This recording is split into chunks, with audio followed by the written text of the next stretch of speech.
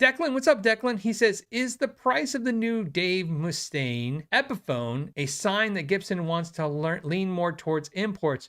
Do you see them dropping the US tribute line? All right, here we go. $1,400. I just saw one also that was more. And look, made in China. Handcrafted in China. I'm sorry, I take that back. So you guys know I'm not really saying anything about the country of origin other than I'm just trying to understand the pricing. To me, this is like, if you guys recall, if you remember when Japanese guitars started getting expensive and you're like, oh, wow, those are expensive for Japanese guitars. And then you're like, oh, those are expensive for Korean made guitars. Oh, wow, those are expensive for Indonesian guitars.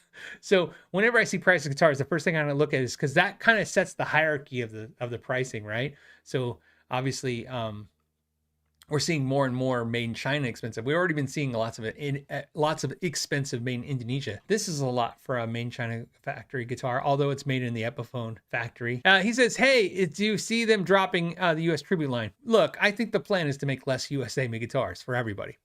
I've been saying that for years. The plan is make more imported out of Asia guitars. Companies will say that's not the plan. It is absolutely the plan. You know, it's like everybody hates Amazon, but Amazon keeps growing. Everybody hates Walmart, but Walmart keeps growing.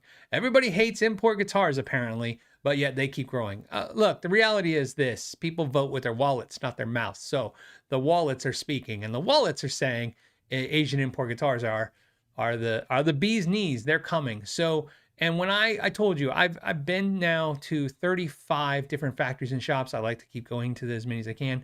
And what I will tell you is that I don't see a whole lot of US shops growing. And now remember, Fender just moved into bigger and more modernized buildings. So give them that credit for that.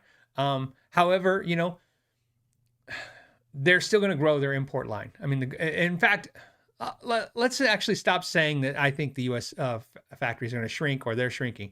They're not going to grow as fast, and they're not growing as fast as the import line because of the price points.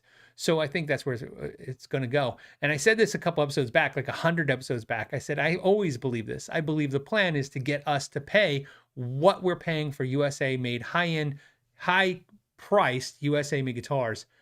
That's what they want us to pay for made in, Asia imports. Of course, with more money for them. So there you go. So we'll see.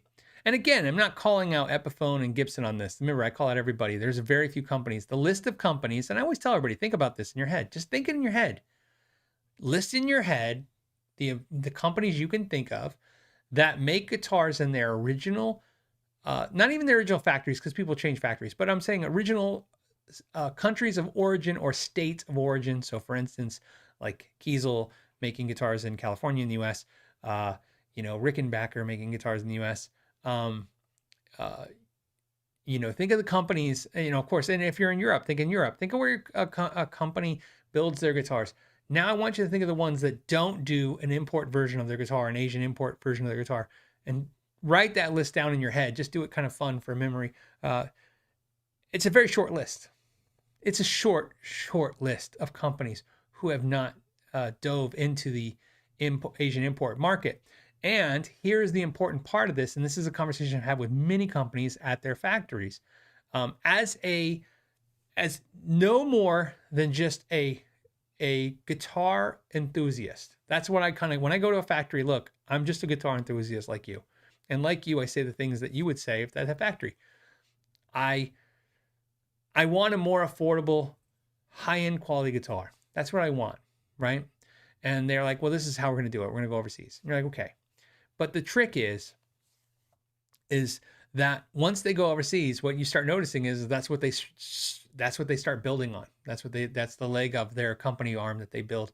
I don't know why I said leg of the company arm. That's the leg that they build the strongest are. It's without a doubt. Like I said, SE is a big income for PRS now. It's becoming one of their biggest. It's probably their biggest profit margins, or biggest profits of the company, if not the biggest, one of the biggest. And of course, same with Epiphone, same with Squire. It's just happening. LTD to ESP.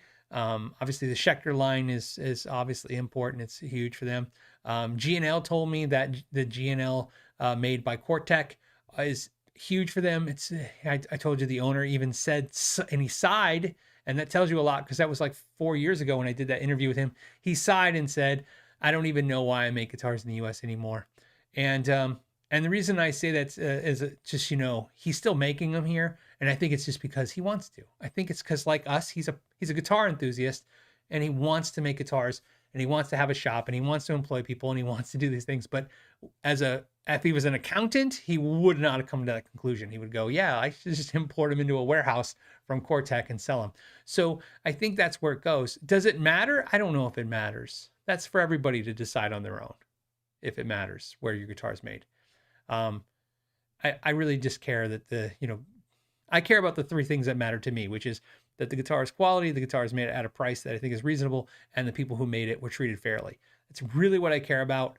And ultimately, I try to do my best to buy guitars that represent those three categories, although that's very tough. It's very tough. If you enjoyed this podcast clip, you can watch the entire episode by clicking the link in the description or streaming it on iTunes, iHeartRadio, and Spotify. You can also join it live every week, Friday at 3 p.m. Pacific Standard Time, and I hope to see you there. Until next time, know your gear.